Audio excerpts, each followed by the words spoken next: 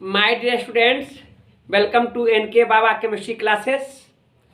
आज आप जानते हैं कि आज क्रिसमस डे है और आप सभी विद्यार्थियों को क्रिसमस डे के शुभ अवसर पर हार्दिक शुभकामना है। आप लोग उसी राह पर चलिए जिस राह पर प्रभु ईसा मसीह यीशु ने चला और देश दुनिया के लोगों को ज्ञान मार्ग पर और सच्चाई की राह पर और ईमानदारी की राह पर चलने का सीख पाठ पढ़ाया है। तो आज उन महापुरुषों का आज यादगार का दिन है और आप सभी लोग, हम सभी लोग मिलकर उनके दिए गए आदर्श मार्ग को अपनाएं, अपने जीवन को, अपने जीवन शैली को, उनकी आदर्श पर चलने का संकल्प ले। तो मेरे प्यारे स्टूडेंट्स, हम सभी लोग मिलकर उनकी शुभकामना दें और साथ ही साथ हम यह कहना चाहेंगे कि जिस तरह से वे आदर्श पुरुष थे, प्रभु ईसा के नाम से जाने वाले जो हैं, उनके जीवनी को अनुकरण करें और साथ ही साथ हम उनके आदर्श का पालन करें। और मैं क्या कहूँ, ऐसे तो आप जानते ही हैं कि वे बहुत ही आदर्श और ईमानदार और कर्मठ थे और उन्होंने लोगों को एक अच्छे मार्ग पर चलने का राह दिखलाया। तो इन सभी बातों को ध्यान में रखना है, उनको अनुकरण करना है, उनको याद रखना है और उनकी मार्ग पर चलने का प्रयास करना है। तो आज का जो हमने क्लास रखा है वह बायोलॉजी 2016 का है और वह क्वेश्चन बैंक से लिया है। यह काफ़ी इम्पोर्टेंट क्वेश्चन है। जैसा कि हमने कहा है कि आपको प्रीवियस क्वेश्चन का प्रैक्टिस करना ज़रूरी है। यह बहुत ही अच्छा है और यहाँ से आप प्रैक्टिस करते हैं तो आप लोगों का बेहतर रिजल्ट आएगा। तो ऐसे तो क्वेश्चन बैंक से लोग हर स्टूडेंट के पास है, याद कर जाते हैं, लेकिन कुछ क्वेश्चन का आंसर गलत भी है, साथ ही साथ उसका एनालाइज नहीं कर पाते हैं, जो याद नहीं हो पाता है। तो अब रह गया समय कि उसको बार बार देखना, प्रैक्टिस करना और साथ ही साथ उसको जो कुछ भी है उसको कंसेप्चुअली उसको तैयारी करना। तो आप देखेंगे हम नेक्स्ट 2016 का जो क्वेश्चंस में है वह है generally threshold of sound intensity for human is. तो आप जानेंगे कि ह्यूमन का जो साउंड है उसको डेसिबल में मेजर करते हैं, मापते हैं और वह जो रेंज है वह है 20 to 30 डेसिबल। तो इसको intensity for human is 20 to 30 decibel. यह बहुत इंपॉर्टेंट है, यह कई एक बार एग्जामिनेशन में रिपीट भी किया है। नेक्स्ट है आपको hydrophilic pollination occurs in Eichhornia, lotus, Hydrilla, both B and C. देखिए आप जानेंगे कि यह सभी प्लांट्स जो है हाइड्रोफिलिक है, वह लोटस है, हाइड्रीला भी है, इरकॉर्निया भी है, लेकिन आप पॉलिनेशन की बात करते हैं तो यह पॉलिनेशन हाइड्रीला में होता है। इम्पॉर्टेंट है, इसको ध्यान में रखेंगे। हाइड्रीला में आपका हाइड्रोफिलिक पॉलिनेशन होता है।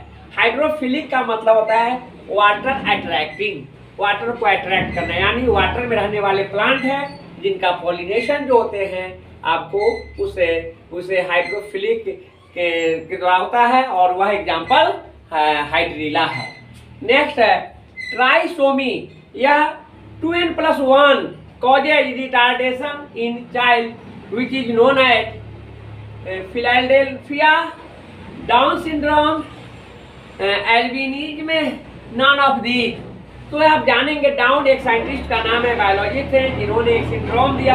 यह एक प्रकार का डिजीज है जिसे डाउन सिंड्रोम के नाम से जानते हैं। 2n+1 को डाउन सिंड्रोम कहते हैं, याद रखना है।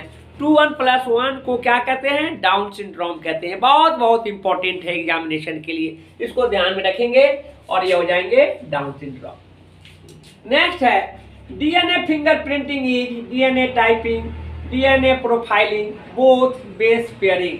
देखिए इसमें डीएनए टाइपिंग भी होता है और डीएनए प्रोफाइलिंग भी होता है। इसका जो आंसर होगा यह बोथ होगा, दोनों होगा इसमें। नेक्स्ट है purine base of DNA molecule has adenine and cytosine, cytosine and thymine, adenine and guanine, none of these. तो प्यूरिन के लिए जो बेस पेयर हैं वह एडेनिन और गुआनिन होता है, इसका आंसर सी होगा। Next question, HIV destroyed which cell in AIDS disease?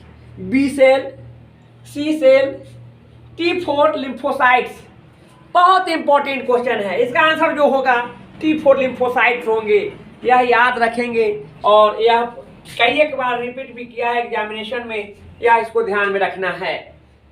Next है Gir national park is famous for deer, lion, leopard, birds.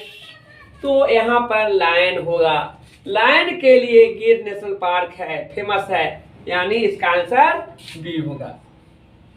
Next question है which of bonding is present in between nitrogenous base of nucleic acid. Nitrogenous base of nucleic acid की बात होता है तो यहाँ पर आप जानेंगे पेप्टाइड बॉन्ड होगा।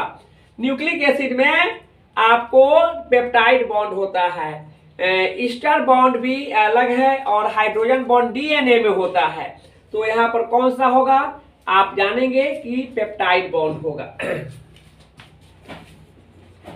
Next, cancer is caused by bacteria, oncogenes, both, none of these.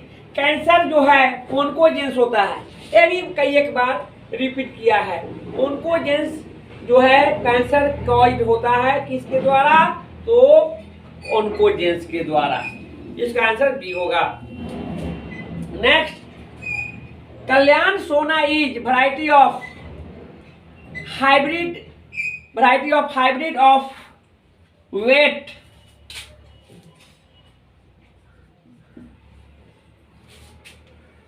B में है गोल्ड, सी में बोथ, डी में नन ऑफ दीज। देखिए तो वैरायटी ऑफ जो होंगे हाइब्रिड वैरायटी ऑफ वेट होंगे। कल्याण सोना जो है गेहूं का वैरायटी है, तो यह बहुत इंपॉर्टेंट क्वेश्चन है, आप इसको ध्यान में रखेंगे, यानी variety of hybrid variety of wheat होंगे, इसको आंसर ए होगा। नेक्स्ट है which of the following are single cell protein. A भी बहुत important, single cell protein is known as spirulina.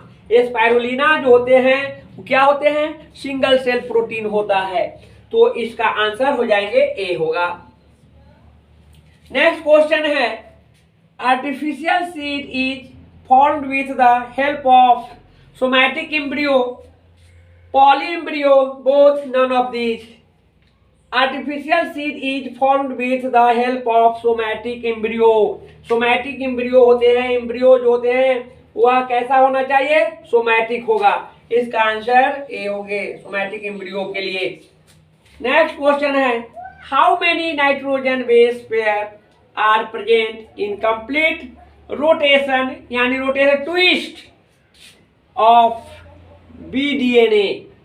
आप जानेंगे बी डीएनए के लिए होगा आपको 10 बेस पेयर होता है।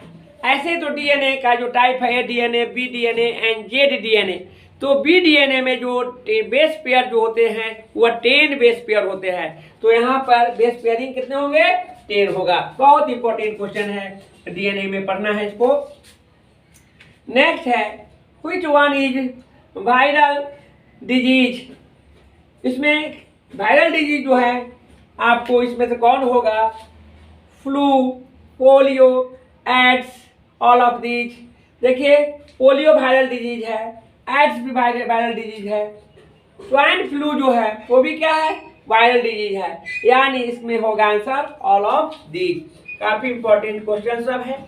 आपको मैं एक बार फिर कहता हूँ कि क्वेश्चन बैंक का स्टडी करना नेसेसरी है।